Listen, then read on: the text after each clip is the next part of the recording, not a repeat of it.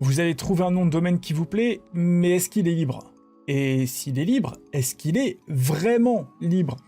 Dans ce chapitre, on va regarder tout ce qu'il faut vérifier pour être sûr de ne pas avoir de problème lors du dépôt du nom de domaine ou après. Alors ici, je dois prendre un nom de domaine pour un garage qui fait du décalaminage moteur et qui est basé en Normandie.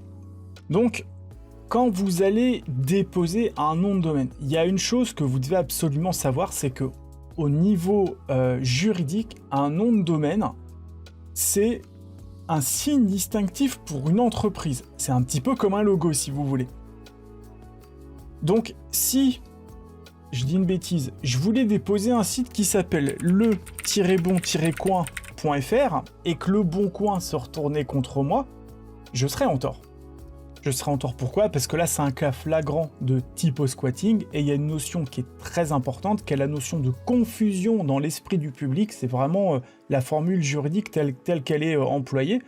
Si la marque que vous déposez ou le nom de domaine que vous déposez peut créer de la confusion dans l'esprit du public, donc en gros, le public peut confondre votre site avec un autre site qui a déjà une notoriété, c'est pour vous, c'est-à-dire si le bon coin se retourne contre moi dans mon exemple, c'est sûr j'ai perdu et je peux être condamné à verser des dommages et intérêts, ce qui serait fort préjudiciable. En plus, mon domaine, il faudrait que je le rende, j'aurais tout perdu. Cependant, ce qu'il faut aussi savoir, c'est que normalement, si les mots qui composent le domaine que vous voulez prendre, c'est des mots entre guillemets communs, ils sont pas protégés. Par exemple, si je voulais déposer plombier-camp.fr et que c'était libre, là, personne pourrait se retourner contre moi en disant non, tu peux pas déposer ça comme nom de domaine. C'est pas comme si je voulais déposer un nom de domaine d'une entreprise de plomberie. Donc là, par exemple, si je regarde ce qu'il y a comme plombier à Caen, je vois qu'il y a un plombier qui s'appelle AJ Plomberie Alan Jouen. Si je déposais AJ-plomberie-alan-jouen.fr et qu'Alan Jouen se retournait contre moi, là j'aurais des problèmes et j'aurais perdu. Pourquoi? Parce que là, on est sur un cas où il y a un ayant droit. Mais plombier Caen, c'est pas protégé. Donc là, on arrive dans une zone un petit peu grise, si vous voulez. Je vois que plombier avec un s-camp.fr, c'est pris. Et du coup, plombier-camp.fr, vous allez me dire, oui, mais c'est deux termes communs, et il y a le nom de la ville. Donc, c'est pas la même chose. Oui, mais ici, il y a déjà un ayant droit. Si je dépose plombier-camp.fr au singulier, ou sans le tiret, ou avec un underscore ou quoi, ça peut créer de la confusion dans l'esprit du public, et si l'ayant droit se retourne contre moi, j'ai perdu. Donc quand vous allez faire votre veille, la première chose que vous devez faire, c'est regarder s'il n'y a pas déjà un ayant droit. Et le meilleur outil que vous puissiez utiliser aujourd'hui, c'est tout simplement Google. Donc si je veux déposer décalaminage Normandie, je vais taper décalaminage Normandie, et je vais regarder s'il n'y a pas un nom de domaine qui ressemble à ça. Donc souvent ça va très très vite, vous parcourez les 2-3 premières pages de Google. Donc là évidemment j'en ai pas. Voilà, donc décalaminage-Normandie, a priori ça va être bon. Comme je suis parano, je vais aussi aller sur directement mon navigateur. Je vais taper décalaminage Normandie, ça pointe vers rien du tout. Je vais enlever le tiret. Je peux vérifier sur le .com et sur d'autres extensions, mais on verra ça chez les registrars. On achètera le nom de domaine. Bref, ce que vous allez essayer de faire ici, c'est d'essayer toutes les combinaisons possibles. Je pourrais essayer Normandie décalaminage par exemple. Voilà, et Normandie décalaminage, je trouve toujours rien. Donc a priori, j'ai bien dit a priori, c'est bon. Faudrait faire plus de vérifications avec le tiret, sans le tiret, en mettant Normandie en premier, décalaminage en premier, voilà, et puis faire plusieurs combinatoires comme ça pour être sûr que on va pas avoir de problème. Voilà, et puis au bout de, on va dire, une petite demi-heure de recherche comme ça, si vous avez rien trouvé qui se rapproche du nom de domaine que vous voulez prendre, a priori, c'est pas trop mal parti. Alors la deuxième vérification qu'on va faire, c'est directement chez un registrar. Donc là, je peux vous montrer ce que ça donnerait chez OVH. Je vais taper décalaminage Normandie. Je vais enregistrer. Je vais copier ma recherche. Elle est en presse-papier. Et donc, après, si j'ai pas mis d'extension, il va me lister toutes les extensions que je pourrais réserver. Donc, il me dit que décalaminagenormandie.com, c'est libre, Store, c'est libre, Agency, c'est libre, voilà. Et je scroll, afficher d'autres extensions, et vous voyez que Décalaminage Normandie, c'est libre. Donc, ça sent le nom de domaine qui est libre quand même. Par contre, regardez, si j'avais fait décalaminage moteur... Donc là, je suis toujours sur des mots courants. Hein. Donc, a priori, là, ça devrait pouvoir passer parce que, bah, voilà, c'est pas une marque que je sache. Et si je fais décalaminage-moteur et que je lance la recherche, ah, je vois quoi? Je vois que décalaminagemoteur.com, c'est pris. Ah, déjà, ça sent pas bon. Je vais regarder sur d'autres extensions. Bah, les autres sont libres. Donc a priori ça pourrait être bon. Je vais regarder s'il n'y a pas un .fr.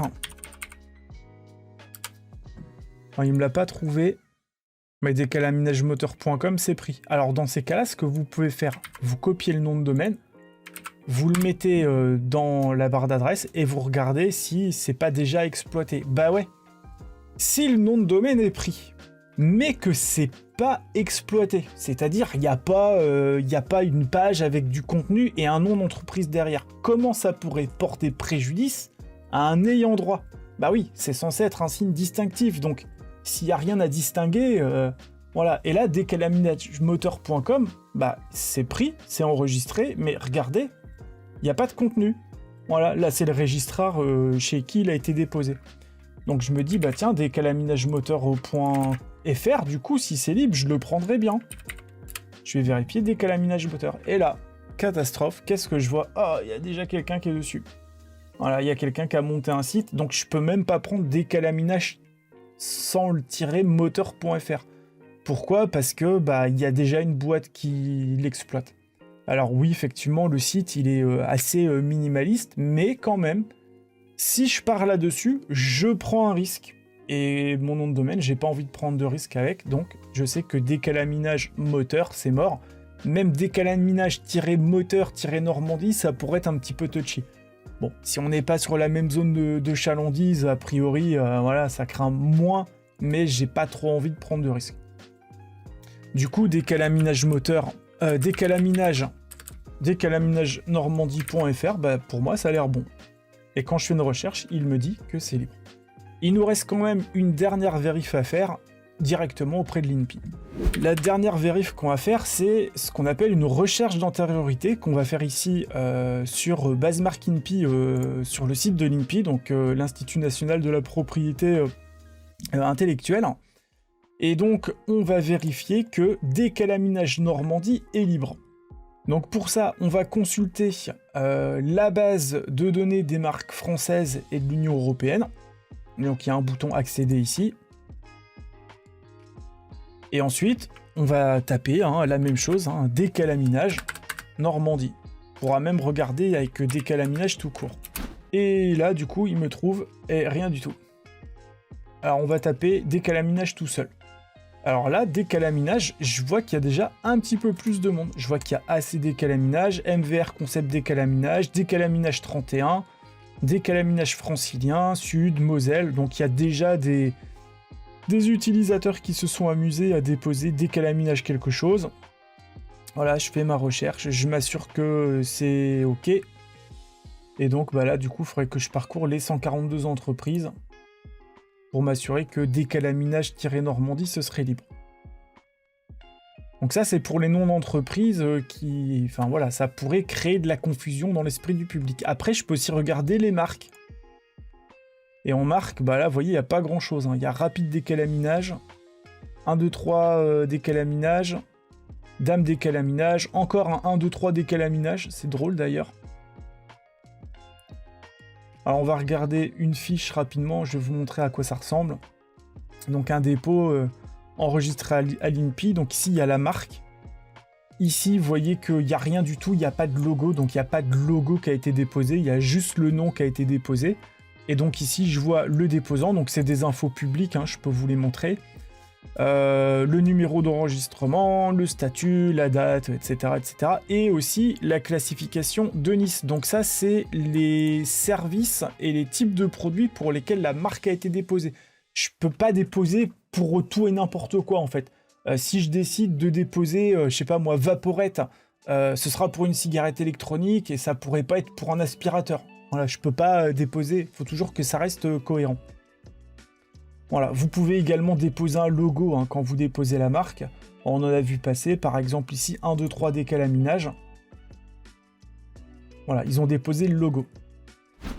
Ce que vous n'avez pas le droit de faire quand vous déposez une marque, c'est déposer des mots courants pour votre marque. Si par exemple, je voulais déposer voiture électrique comme une marque pour des voitures électriques, bah, ce serait abusif, ce serait jugé abusif. Puisque si c'est enregistré à mon nom, si moi je deviens propriétaire de la marque voiture électrique, si Toyota sort l'an prochain une voiture électrique et parle de son modèle en disant notre voiture électrique, je pourrais lui dire Toyota, c'est ma marque que tu es en train d'utiliser, tu peux pas l'appeler voiture électrique parce que c'est une marque que j'ai déposée. Ça, ce serait un dépôt abusif. Et alors pourquoi j'ai pris cet exemple-là ? Eh ben, si je regarde sur voiture électrique et que je fais rechercher,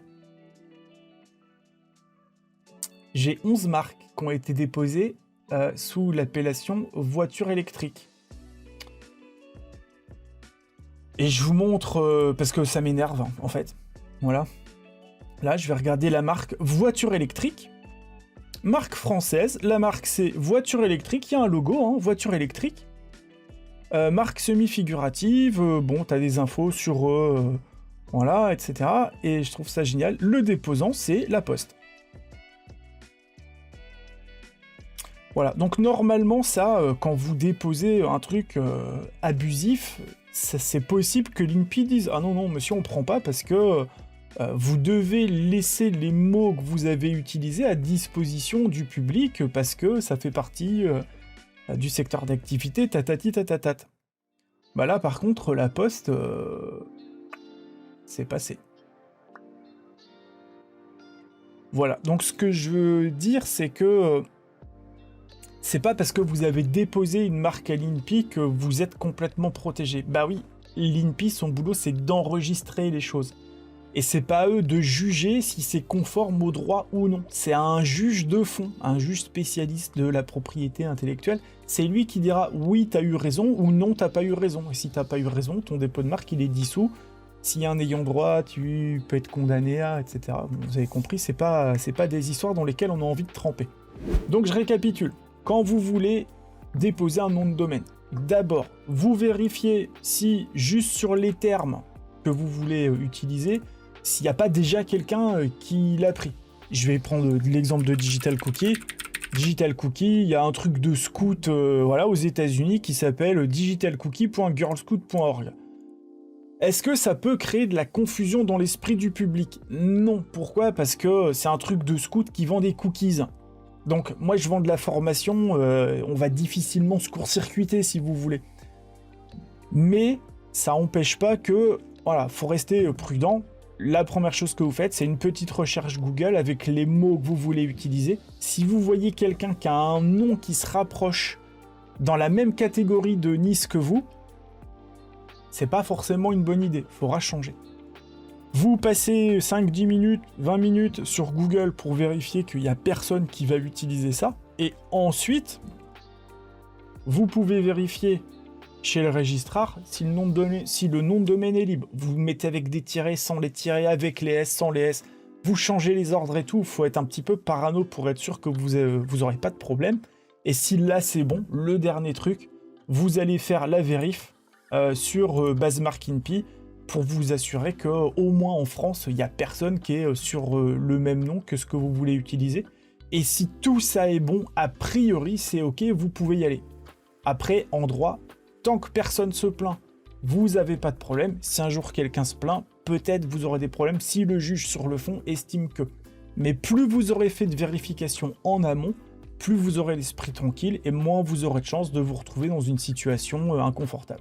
Alors, vous pouvez également commander une recherche d'antériorité auprès de l'INPI. Hein, ça doit coûter... je ne vais pas vous dire de bêtises. C'est cher, hein, ils le facturent et ils font exactement ce que je viens de faire ici.